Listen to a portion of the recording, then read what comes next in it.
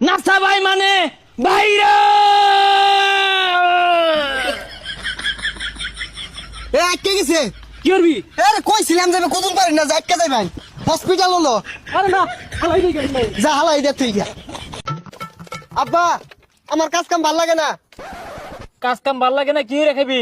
আমি বয়ে বয়ে খাইয়াম। কি বইয়া খাইবি? হারাম দাদা বলে বইয়া বইয়া খাইবো। ফ্যাং ভাঙ্গা দিছি, অন বইয়া বইয়া খা। আচ্ছা ভাই, আপনি যে সব কাপড় গুলা পরছুন সবগুলার দাম কত?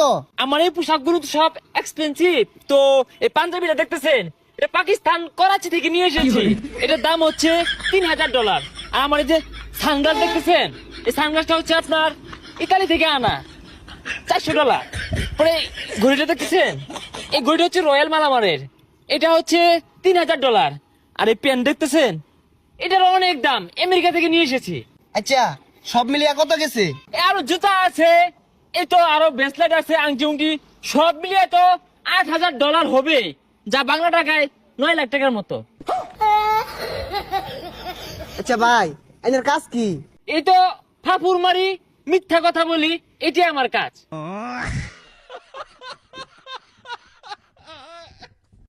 এই বন্ধু নে।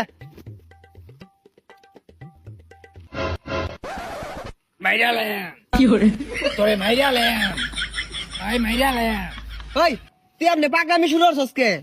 এটা তো ঠান্ডা।